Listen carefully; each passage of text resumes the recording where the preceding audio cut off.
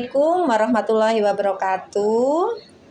Monggo pemohon pembuatan rekomendasi pernikahan usia anak atau di bawah 19 tahun.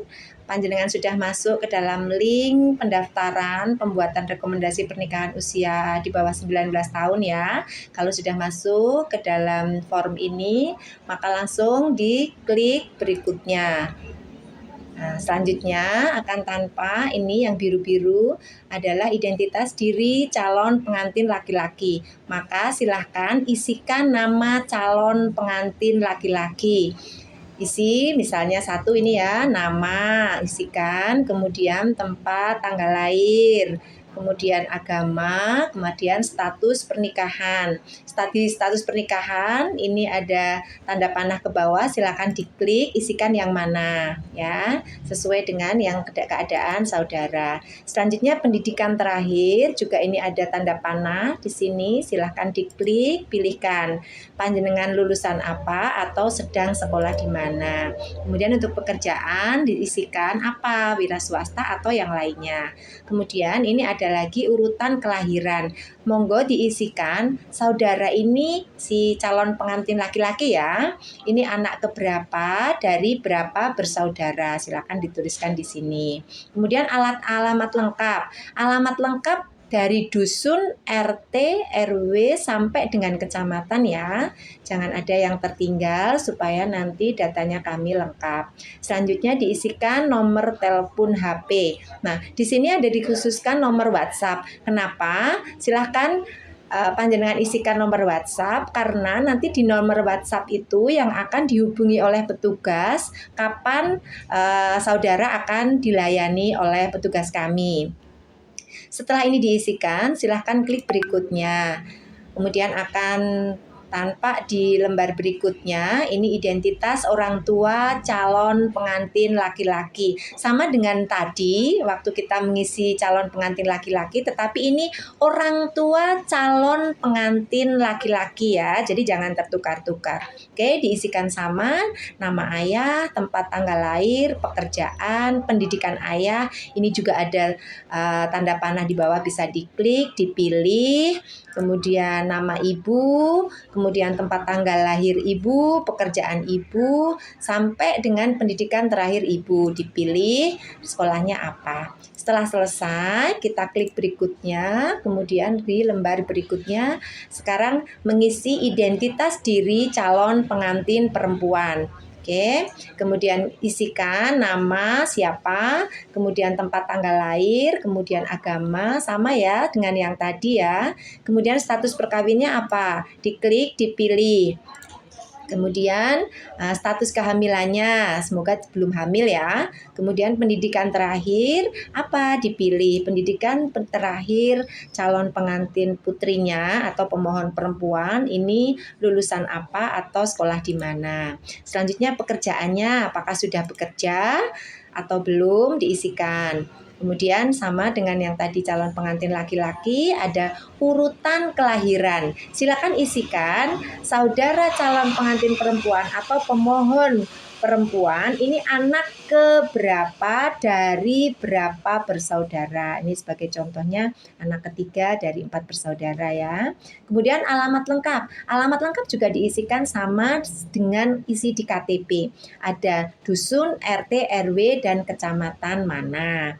Demikian juga untuk yang nomor HP atau telepon yang khusus WhatsApp ya. Kembali saya sampaikan bahwa kenapa harus ada nomor WhatsApp? Karena saudara nanti akan dihubungi oleh petugas kami melalui nomor tersebut. Setelah selesai, klik berikutnya, kemudian akan masuk ke lembar berikutnya, identitas calon pengantin perempuan. Ini hampir sama pengisiannya dengan yang calon pengantin laki-laki, tetapi yang diisikan adalah bapak dan ibu dari calon pengantin perempuan atau pemohon perempuan. Gitu ya. Ini ada nama, tempat tanggal lahir, pekerjaan, pendidikan, nama ibu, tempat tanggal lahir ibu, pekerjaan ibu, sampai dengan pendidikan terakhir ibu. Setelah selesai, klik berikutnya, kita akan masuk ke lembar 6. ini mengupload pas foto.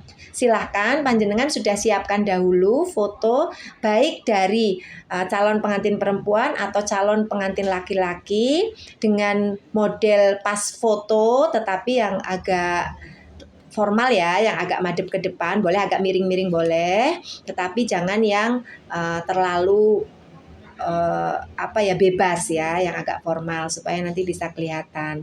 Oke, tambahkan file, klik tambahkan file, kemudian silahkan di-upload di sini atau tarik ke sini foto yang sudah Anda pilih. Kemudian setelah fotonya masuk ke sini nanti tinggal klik upload ya. Karena ini saya tidak mengisi, ini kita batal. Oke, demikian juga dengan calon pengantin perempuan. Setelah ini baru kita masuk ke berikutnya. Kemudian di halaman ke-7 ini upload dokumen surat penolakan dari KUA. Ini sudah ada toh. Nah, kemudian hasil tes kesehatan kehamilan dari puskesmas. Kalau sudah ada suratnya dan suratnya itu tidak kabur, kefoto dengan baik, tidak kepotong dan bisa terbaca, silahkan isikan di sini. Klik tambahkan file untuk surat penolakan KUA. Nah, ini sudah dimasukkan ke sini, masukkan ke sini, baru nanti klik upload. Oke. Demikian juga dengan surat hasil tes kehamilan. Ya, masukkan ke tambah file, kemudian ditambahkan, baru upload. Selanjutnya, kalau sudah selesai, kita masuk ke berikutnya. Nah, di sini kita akan masuk ke pertanyaan-pertanyaan yang harus dijawab dengan jujur ya, bagaimana kondisi, bagaimana keinginan saudara. Pertanyaan pertama, ini harus diisi oleh anak ya. Jadi yang menjawab adalah pemohon perkawinan. Apa tujuan saudara menikah? Nah, sudah tahu belum tujuan saudara menikah? Ya, yang mengisi sekali lagi adalah pemohon perkawinan, bukan orang lain. Selanjutnya pertanyaan yang kedua, apa harapan saudara setelah menikah? Ya, kemudian harapan ini jangan sesuai dengan contoh ya. Harapannya masing-masing orang pasti akan berbeda.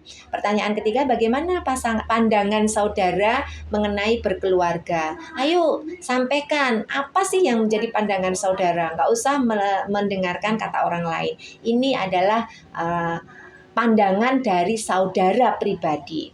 Kemudian pertanyaan berikutnya, sejauh ini apa saja persiapan untuk menikah yang telah dilakukan? Jelaskan baik persiapan fisik, mental, maupun finansial secara lengkap. Kemudian pertanyaan berikutnya, menurut saudara apa saja resiko menikah di bawah usia 19 tahun? Sudah tahu apa belum ya? Saya yakin sekarang informasi sudah banyak, sehingga informasi tentang akibat atau dampak dari menikah di usia di bawah 19 tahun saudara sudah mengetahui. Pertanyaan berikutnya, apa yang dibutuhkan dan diinginkan saudara terhadap pasangan? Nah, ini sampaikan di sini biar nanti ketika konseling kita bisa menggali lebih dari panjenengan dan dari calonnya. Kemudian apa kelebihan dari diri Anda? Sudah tahu apa belum potensinya? Sampaikan di sini. Selanjutnya pertanyaan berikutnya, apa sih kekurangan diri Anda ya? Tuangkan juga di jawaban saudara. Kemudian pertanyaan berikutnya, apa kelebihan diri pasangan Anda ya? Saudara harus sudah tahu mungkin toh karena sudah berkenal lama. Kelebihannya apa sih dari pasangan saudara? Yang terakhir adalah apa kekurangan diri pasangan Anda? Saya kira ini dari lembar 8 yang menjadi pertanyaan. Kemudian jelaskan aktivitas kebiasaan sehari-hari. Jadi di sini saudara menjelaskan dari bangun tidur ngapain aja sampai mau tidur lagi. Setelah selesai kita klik berikutnya, kita masuk ke lembar 9 dengan pertanyaan Saya telah mengisi pertanyaan di atas dengan sebenar-benarnya. Ini harus dijawab karena ini menjawab bahwa saudaralah yang memberikan jawaban, tidak ada paksaan dan tidak ada bisikan dari manapun. Kalau memang sudah benar itu jawab ya, kemudian nama lengkap saudara siapa, dan klik berikutnya kita ke lembar terakhir. Nah, kalau sudah seperti ini berarti data saudara sudah masuk, kemudian baru klik kirim ya. Oke, setelah dikirim, nah kalau sudah masuk ke sini berarti saudara sudah langsung terdaftar di Puspaga Kompak Kabupaten Wonosobo. Semoga tutorial ini bisa bermanfaat. Terima kasih.